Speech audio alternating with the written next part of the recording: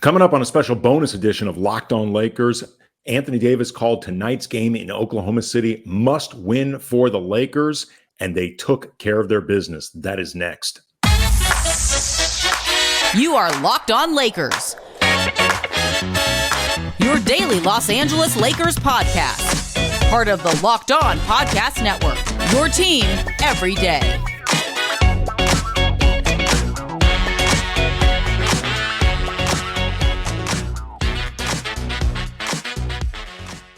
And thanks for making Locked On Lakers your first listen wherever you get your podcasts, Monday through Friday, and occasionally on weekends, always free, never behind a paywall.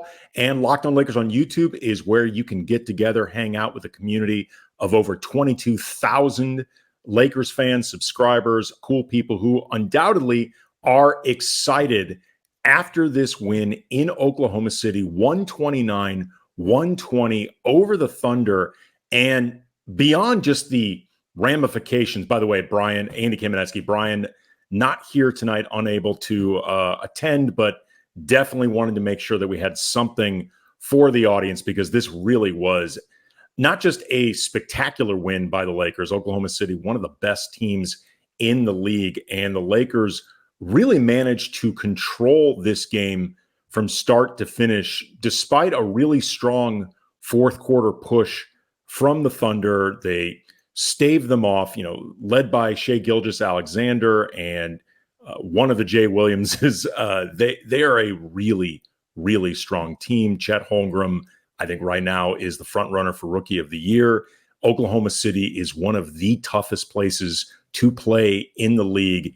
And the Lakers had been in a really fragile place. And we talked about after Thursday's loss in Minnesota to the Timberwolves that despite the fact that there are no moral victories in NBA basketball, particularly for a team that wants to get themselves good seeding, trying to get on a championship run, you need to win games. And the Lakers had lost, I believe, either 4 of their last 5 or 5 of their last 6.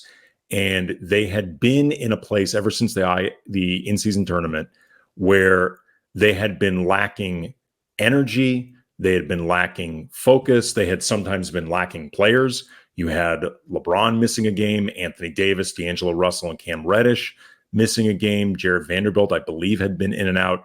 Gabe Vincent, who we'll talk about at the end of the show, had been in and out of the lineup as well. And so the Lakers have been lacking continuity. But despite all of that, there have been some positive signs in Minnesota in terms of just the Lakers, their focus and their intensity. And I thought them leaning back on the defensive identity that they had built up during what had been their best stretch so far this season. So I thought that there had been a lot that could be built upon in that loss, but it was a loss nonetheless. And Anthony Davis raised a lot of eyebrows when he called this game, the, I believe, 30th of the season for the Lakers, that it was must win. And I know that struck some people as hyperbole. It struck other people as a sign of panic. I actually thought it was just them recognizing where they are at this moment and you don't want to fall to 500. They're now 16-14. You don't want to all of a sudden go into Christmas Day, that game against the Celtics that is going to be difficult, even in your house. Boston is arguably the best team in the league. You don't want to be looking at that game with, oh my God, if we lose this, we are going to fall below 500. And, where they were at the beginning of the season, where because of guys in and out of the lineup, they got off to this difficult start that they managed to not really put themselves in a hole, certainly like last season with a 2-10 start. But I think both practically and emotionally, there was a lot riding on this game. And Darvin Ham made a very surprising, if not necessarily shocking when you think about it, lineup decision. He decided to put D'Angelo Russell on the bench and start Jarred Vanderbilt. And what to me felt like an extension of, again, that defensive identity where the Lakers have been at their best. And not necessarily tonight, because the offense tonight was really clicking. They were 50% from the three-point line, 52% overall. They were able to move in transition. They were able to get into the paint. Like there was a lot working for the Lakers offensively. But as a whole this season, the offense has definitely been behind the defense. Frankly, the offense has been behind the defense for the entire LeBron AD era, which is surprising when you consider that LeBron and AD are the focal points of this team, but that's where it's been. And I remember towards the end of the show after the Timberwolves loss, Brian and I were debating the idea of whether or not you could go sustained stretches with, in particular, Cam Reddish and Jarred Vanderbilt together. Brian had been skeptical of it. I had been more of a proponent of it. And the reason being, it would offer the Lakers an opportunity just to lean into their strengths. And at the end of the day, I think this team has more defensive upside than offensive upside, which does not take away from the onus and the necessity to fix some things with their offense, because it is difficult in the 2023-2024 NBA to survive without being able to score, with relative ease. It's just difficult. It's a really offensively driven league. But at the same time, you have to be who you are. And the Lakers, I think, are a team that, if nothing else, they're going to find themselves in the best position to score by leaning on their defense. And this ended up being a game where I thought the starting lineup paid some of the dividends that Darvin Ham was looking for. Oklahoma City was able to score in this game. They were able to score in the first quarter of this game. But the Lakers defense was disruptive. I thought they made Oklahoma City work for a lot of what they were doing. Darvin talked afterwards about how when OKC did miss, because you had a bigger, longer lineup with, in particular, Jarred Vanderbilt in there, you had the ability to limit OKC to one and outs when they did miss. And Oklahoma City did end up with 17 second chance points, but they're a really good team. And, there's, in a lot of respects, like what OKC does to you is baked into the cake because they can pretty much do anything against anybody. They're one of the best teams in the league. But I thought the Lakers were able to really lay down in the first quarter, and especially the third quarter, a foundation of defensive disruption, defensive purpose, rebounding, physicality, like things that had been lacking in a lot of these really bad first quarters that we've seen over the course of this whole season. The first quarter has been regularly by far the Lakers' worst. And I really liked what we ended up seeing with this new starting lineup. I liked the way it affected the second unit. D'Angelo Russell, I thought, took what could very, I think, easily and rightly be seen as a demotion. Seemed to take it fine. He had 15 points, 5 of 9 from the field, 3 of 6 from behind the arc. A little bit of momentum that he carried from the fourth quarter against Minnesota. He struggled a lot in the first 3 quarters, but had played aggressively, and it seemed to be fine with now playing off the bench, him and Reaves together, which is ironic, I guess, considering where we started this season, them being separated where we are now. But the two of them played well off each other, and the second unit had some real pop that can hopefully help them sustain some of these periods better and easier when LeBron sits, or as we saw in the first half of this game, when Anthony Davis sits. The Lakers had a long stretch in the first half without Anthony Davis that they actually won those minutes. And that's really big. We talk a lot about winning the non-LeBron minutes, and those matter. And make sure to talk about LeBron because he was fantastic in this game. But the non-AD minutes matter as well. And they did.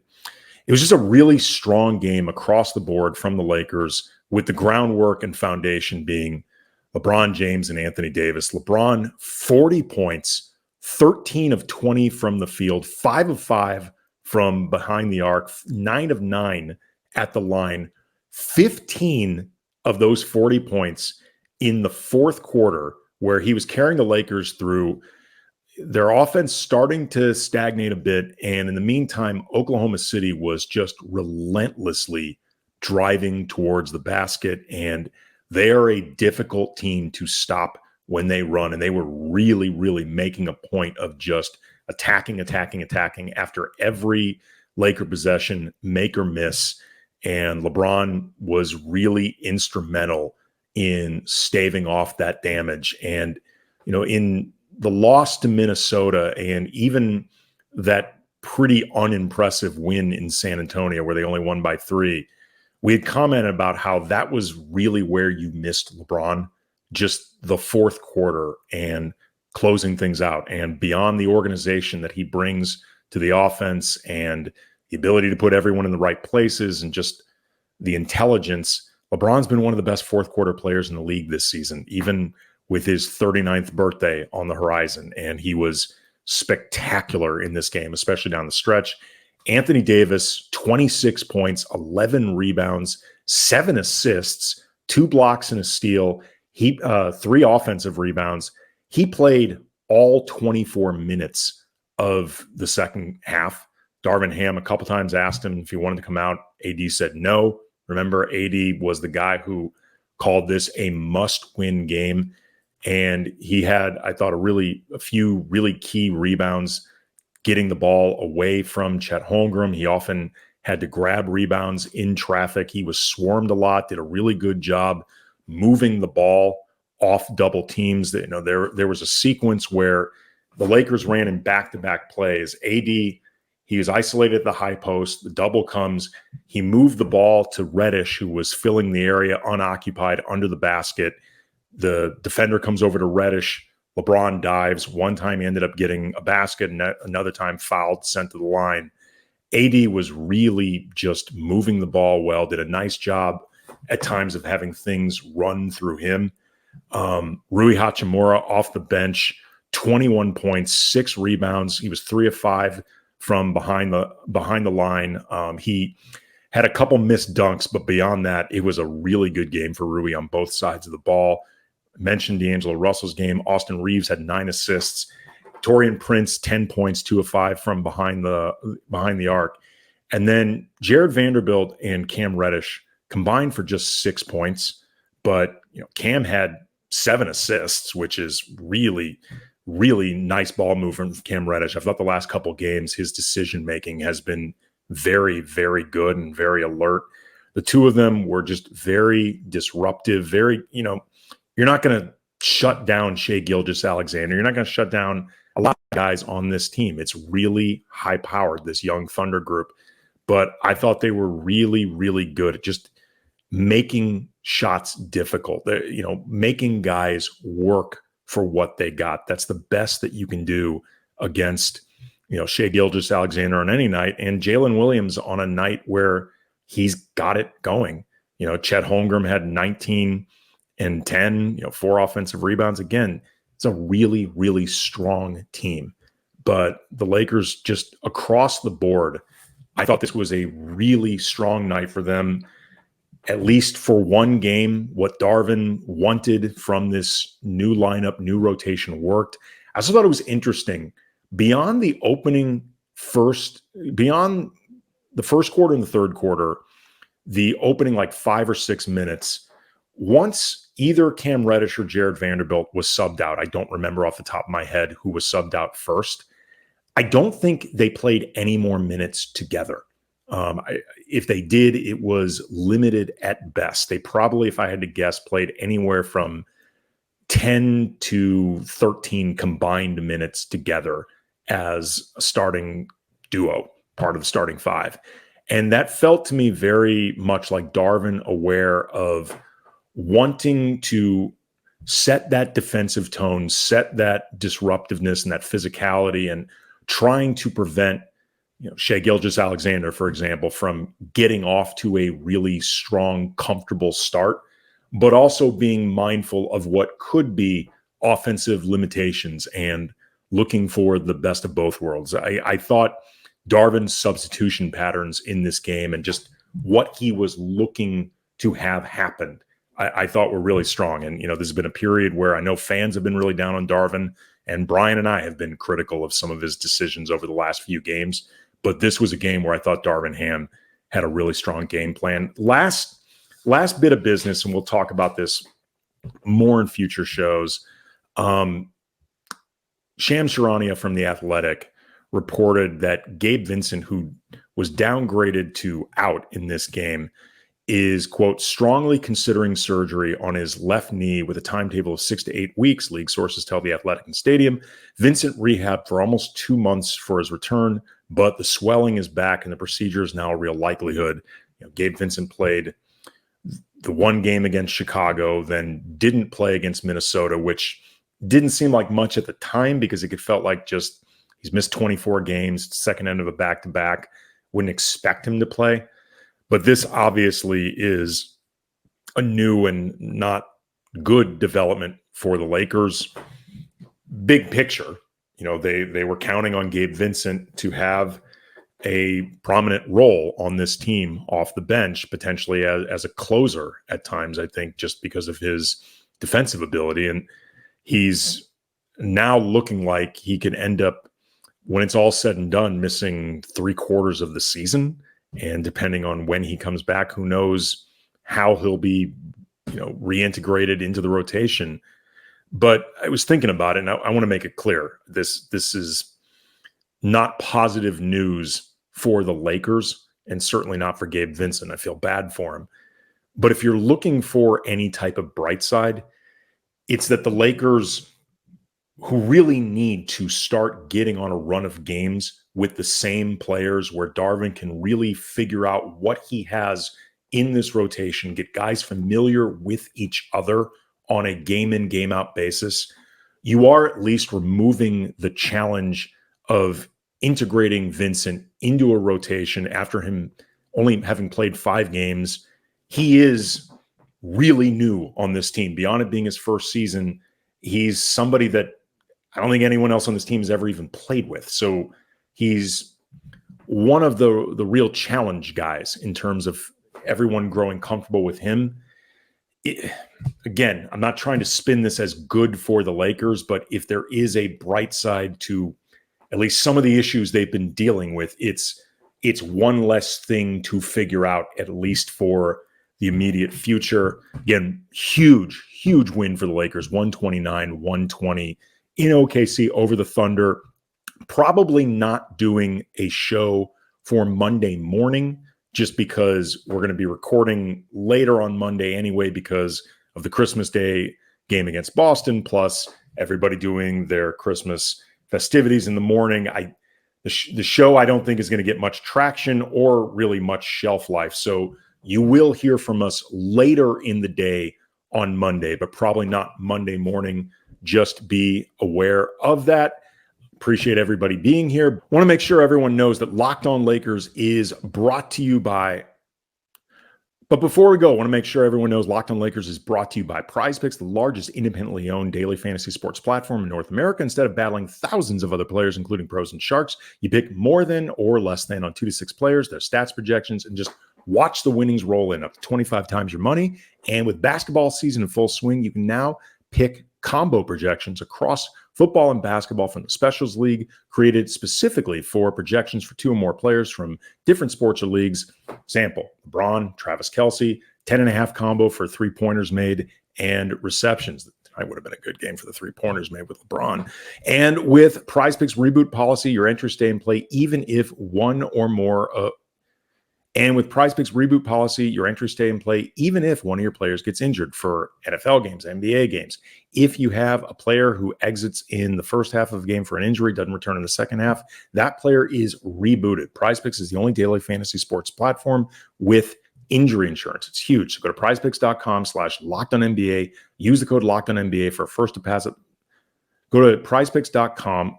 Go to prizepicks.com/LockedOnNBA. Use the code LockedOnNBA for a first deposit match up to $100. Again, prizepicks.com/LockedOnNBA. PrizePicks, daily fantasy sports made easy. And also, Locked On Lakers is brought to you by FanDuel, and you can celebrate this NFL season, which is really, really heating up in fun ways, with incredible offers from FanDuel, America's #1 sportsbook. Right now, new customers get $150 in bonus bets with any winning $5 money line bet. That's $150 in bonus bets. If your team wins, you can use those bonus bets on spreads, on player props, over-unders, futures, all sorts of fun stuff. And the app is really easy to use. Boom, you are in the mix. It is awesome. And of course, there are NBA options that you can bet on as well. Lakers are in the mix, whether you're talking about LeBron and AD for MVP, Austin Reaves, 6th man of the year. So go to FanDuel.com/lockedon and enjoy the NFL season. Enjoy sports with an offer you don't want to miss. FanDuel, an official partner of the NFL. Again, we will talk to everybody later on Monday. Everybody enjoy your holidays, and we will talk to you soon.